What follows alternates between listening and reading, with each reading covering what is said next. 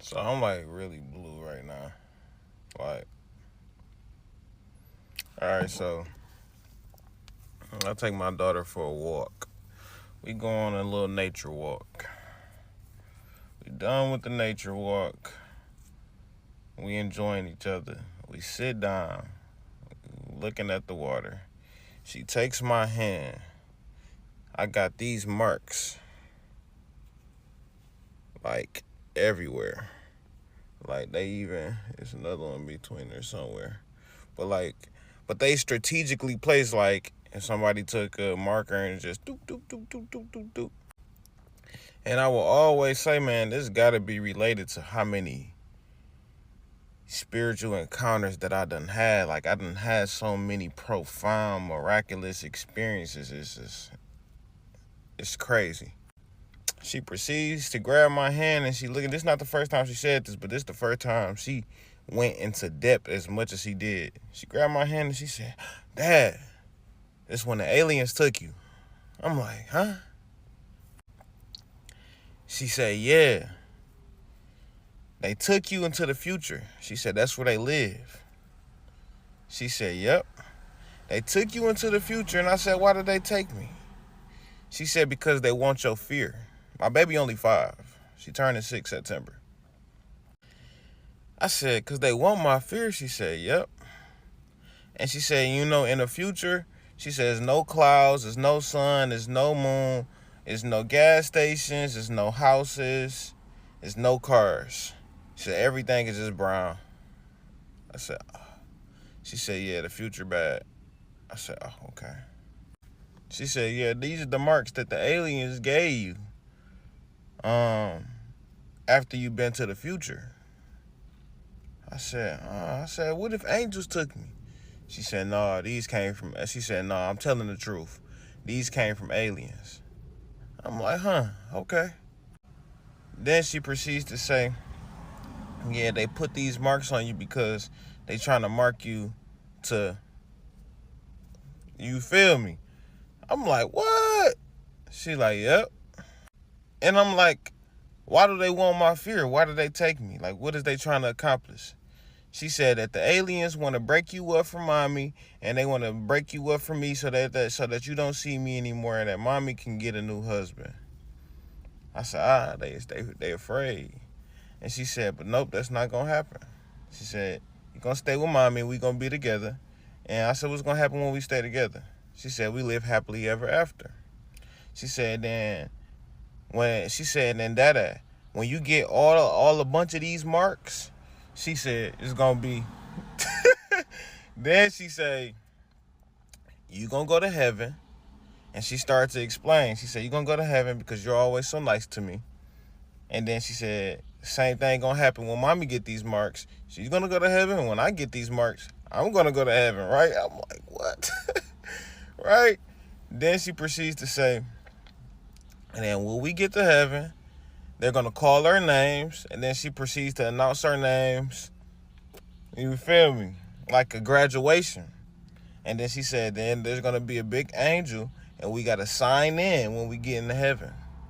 And then we able to go into heaven. I said, huh. Then this is what really blew me, y'all. This is what really blew me, though. She proceeds to say, you went to the future and you seen yourself. But when you looked in the mirror, that wasn't you. You seen somebody else's face. My mouth dropped. I couldn't believe what I was hearing. I think I only shared this experience with 2 people, if not. I believe I shared this experience maybe twice. I'm not going to go into great detail. I'll do another part if y'all want it. But one night, talking about, you can't tell me I wasn't somewhere else. One night, when I laid my head down to rest, I woke up. It was daytime. I know. Like, you feel me? Any recollection of me in sleep, none of that, like, it's like the day just continuing. Like it's already just a regular day. I had a knowing though. I was getting a second chance, or I was able to help somebody. And I just became somebody else. This was so wild, y'all. I'm looking at my body. I'm aware I got my conscience. I goes into this house that I know is my house, but it's not my house. I go look in the mirror. I'm talking about I'm me. I look in the mirror. This is a whole different person. But I know it's me. I say to myself, okay, how can I help them? Like, I'm putting them to be able to give to, like, my genuine heart posture, my mindset. Like, okay, how can I do my best with the remainder of their time that they have? I know they had a wife and they had a kid. They was in some type of altercation with somebody else that's trying to hurt them and his family. So what I did was I hurry up and confronted the guy before he could come in the house and try to hurt my family. I tried to do the right thing by you feel me? Trying to pacify the situation, and didn't work. End up unaliving this guy, and while he unalived me, but I protected my family in the end. Y'all. After that situation happened, I went somewhere. I woke up what I always describe as it was like a GTA server. I can't make this up. This was a place before you go into the place of judgment. This was so weird. You know what I'm saying? This was so weird. This is just the experience that I had. I don't share this too often. I was in this place and it was like hood rap music, super ghetto, wicked, GTA server. Do you hear me? And I knew that in this place, this was a place to where you would have some type of chance to be able to try to correct yourself before you go to judgment. I don't know. It was some type of second chance type of thing. Like, I don't know exactly how it worked. All I know is that I wasn't supposed to be there. So I'm talking to a person. I'm talking about they shooting guns, riding out the car and listening to wild music. And I say to myself, I'm not supposed to be here. Like, so I ask somebody, I'm like, how do you get to judgment? Like, or how do I get to heaven? Right? They like, if you go look over there in that corner, you're going to see some stairs. And it's like a hole, a square hole cut in the ceiling. I look over in the corner, and these stairs was golden. We was inside like this pub. It was literally like a bar. I looked to my right. The guy that just unalived me just walked in with a face of confusion. Like, he was so lost. Like, where am I? Like, the reality of life after death really settling in. Like, wow, really wasting my life. Like, he just so lost. Like, so lost and confused. I'm not supposed to be here. Let me get out of here. Y'all, I went up the stairs. I passed through it was like I had to climb on top of this bunk bed. It was weird. When I crawled over the bunk bed, it was a portal. In a portal, you can see distorted images. It was weird. In this bunk bed, for some reason, I don't know what this meant, but it was arms, like hands grabbing. I don't know if they were trying to keep you in the bunk bed. I don't know, but I just moved them around. And now you got to go up these other little ladders, like rope ladders, and go through the portal. I'm like, okay, this might be heaven. The closer I got to the portal, the notice. I had a knowing that if I go through there, you can't come back. I started to get closer. I started to see hell. I'm like, what? So as I started to go through the portal, I started to see hell.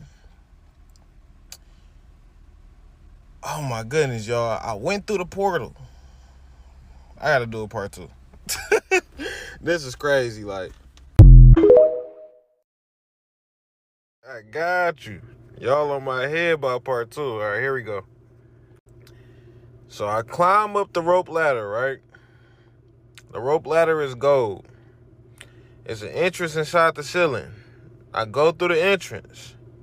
I climb on top of the elevated bed. I said a bunk bed, but it's not 2 beds, it's just 1 bed, and there's space under it, and it's elevated. That's why I called it a bunk bed, because that's what it put me in mind of. I had to turn that light off. Kirk got to sound a little crazy. Hold on. All right, boom. So I'm on the bunk bed, and his hands or arms coming out the bunk bed, they are casually trying to grab me. They not like forceful or aggressive, so I kind of like swipe them out the way. It was confusing, like it was weird. I'm like what? But I wasn't afraid. I wasn't panicking. I just moved them out the way, to get to where I'm going, right? So boom, once I moved them out the way, I see the portal above me. Now, there is a ceiling that's above my head, and I was able to, if I'm not mistaken, to stand completely straight up. Right? And I'm a pretty tall guy. I'm going to say, well, I'm decent height. You know what I'm saying? About 6'1", 6'2". You feel me? I stood up and, like, not too much higher, but, like, almost right above my head, there was the portal, right? But you had to climb up another ladder to get into it. Okay? Now, I had a knowing before I even went all the way that I can't go back. Like, even if I wanted to, I can't go back. It's over with. I ain't want to go back. I'm trying to get to heaven. That's my whole mindset, right? That's my whole heart posture. That's my whole goal, is to get up out of here and to get where I'm going, because I don't belong here. Like, whatever second chance type of ordeal this was, they dogging it. Like, they out cold. Like, I'm talking about everybody that's in this GTA server lobby, scantless. Like, oh my goodness. Like, oh no, it's worse than anything on earth. Like, you talking about utter lawlessness? Ooh-wee. So, boom. I started to get closer to the portal. And keep in mind, it's distorted, so I can't really make out the image of what I'm seeing on the other side, right?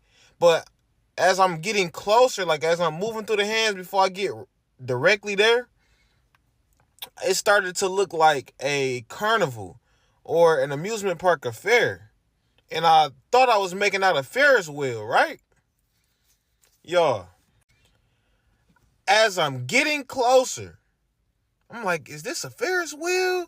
I could kind of see some like color, oranges, reddish going on, but it's still not, it ain't really clicking on what I'm looking at. As I got closer, this thing cleared up. And I knew I had to go all the way forward. Like, I had to go through with it. Nah. I'm looking at hell. I'm blue. I'm talking about my wig blew back. I'm what? But I know that I have to go to judgment. So, this is what I saw. So, the circle racks that be at, like, the clothing stores, and you can walk around it, skim through what you like, what you don't like. Or have you ever been to the cleaners and the clothes go around that big old rack? This is what I seen, but on a crazy scale. It was people inside of it was like some type of metal contraption. Just imagine a mold out of iron that can fit a person, and they're inside of it, right? And I'm seeing people come forward on this big old rack inside of their casting, one by one. Like this, right? If they wasn't going to heaven in this judgment, they were literally suspended over hell, and they would just drop. Just like that.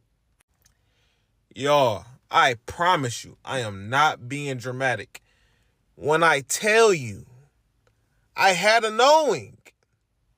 Hell is basically endless. Like, this was a whole other world. Like, this is a whole nother place. Like, that head or that Ferris wheel that I thought I was seeing, that was a head. This was a giant demonic head. This head was so big, y'all. I'm talking about this head was so huge. It's not nothing that I can really compare this or scale this to, because I was so high in the air. Below me, all I remember was darkness. I had a knowing that there were millions on top of millions of demons below me, and there were millions of people below me, and I just remember it just looked painful. And I had a knowing, if you go down there, like if you fall, you are forgotten. Literally a needle in a haystack. There is no finding you. There is no coming to none of that. Like, it's over with. Utter hopelessness on a completely different level. Like, if you get dropped down there, like, imagine dropping your car keys in the middle of the ocean and they just float down to the bottom. It's a wrap. So, boom. Right? It's my turn. I go and to speak on that head real quick, that head was some type of demonic Ferris wheel or evil torture device. It wasn't no Ferris wheel, but it looked it had some type of torture stuff around it. You know, so I don't know what kind of affliction this demonic thing had going on with the people who had to suffer it, but oh my goodness, scantless. And everything was a red and oranges, and oh my goodness, like, it was just real hellish theme, real demonic, and this is a whole nother world of utter hopelessness that you can't even really fathom unless you experience it. Boom. Now it's my turn. I'm in this iron cast, right? And I'm being brought forth. I can't remember if they called me by name or number. I don't know. Now, when I came forward, I don't remember if I was facing down or facing upward, but no one came and stayed like this. Like, when you came forward, you was either facing completely downward or completely upward. There was no moving any part of your body. You were at the mercy of whatever judgment is about to be declared. So, boom, I hear these voices. And when I say, just off the sound of these voices, and all of these voices were men. I knew all of these voices were men. And these voices were judges. And they were going over the course of the life that I just lived in this person, right? Everything that they were saying was true, and they were condemning me. And he had did this. And they were having a real conversation, right? Like a real conversation. As they talking, man, I'm like, man. Like, I'm ready to throw the towel in. Like, oh, man, oh, my goodness. Like, this can't be happening. Right when I started to have those thoughts, I heard a voice interrupt them. And he said, and well, what about, and he would speak on this. And he said, and he would speak on that. Part 3. All right, so this is part 3. Now, it's something that I didn't mention. When I heard the voices speaking, these voices, I knew the actual persons behind these voices had to be out the water, out the scale huge. Like, these voices, and keep in mind how big I said hell was, right? Like dropping some keys in the ocean. It's over with, right? So you just can imagine trying to kind of compare that. This is like an endless world. Can't be thoroughly searched all the way is impossible. Type time. These voices were so loud that they made hell feel like we was inside of a room. Like a small room. That's how loud and big these voices was. Now I'm hearing them have this conversation. And now that I'm thinking about it, I had to be turned on my back. So I came forward. And they turned me like this. Like I turned in the air just like this. Because I remember I was looking at heaven. Now, I can't thoroughly remember exactly what I was looking at, but I know I seen gates. And I know that it was far, far, far in the distance. But it was still like, you know how we can still see the moon from Earth? It was like distance with my eyes like that. Like it wasn't just so far. Like I could still see it. You know? That's how it was. It was weird. Right? But hell was right below. And if you drop, you through. That's where you going. And I'm not saying that this is exactly how judgment is and things of that nature. What I'm saying is that this was an experience that I had. You feel me? So, the voices, the judges, they speaking, right? They judging me. Well, he did this. And he did that. And out of nowhere, a voice overspoke these voices. And it was like, big homie just came in. Like, big bro just walked in. Like, what y'all talking about? Like that. Like, well, what about this? Why ain't nobody mention this? Right? And this is all good stuff. Like, this is all the good stuff. Well, what about that? Well, what about when he did this? And remember, I said I was about to throw in the towel, man, because the way they was talking, I'm like, man, you feel me? Ain't no way that's happening. But big bro just came in. You hear me? And that wasn't nobody but Jesus, and I knew it was Jesus. Oh, man, my heart fluttered. I said, woo! I started getting encouraged. I said, okay. Yeah, it's looking good for me. Because once he started speaking, and the more he spoke, it was like, it wasn't just a few things that he could say. It was like he could have just kept going if he wanted to. And I heard each of those voices start to go silent. They stopped speaking. And he was the only voice that was still left speaking. And right when I knew, without a doubt, like, I'm about to go to heaven. Like, I'm going home. And I started to have this peace come over me. And I was ready to see, like, okay, what's this about to look like? I woke up. So, yep. My next experience I'm going to share, probably when I went to the parallel earth. That's a wild story, but yeah. That's probably going to be my next dream or experience that I had experienced. When I went to a different earth. Yeah. To this day. Like, these experiences still blow my mind to this day. Like, because it really happened to me. Like, you know what I'm saying? So, yeah. And I don't share these experiences. So, you know what I'm saying? I believe it's time for me to just start releasing and sharing these experiences. Because, like, I want to know who else this happened to. You feel me? All right.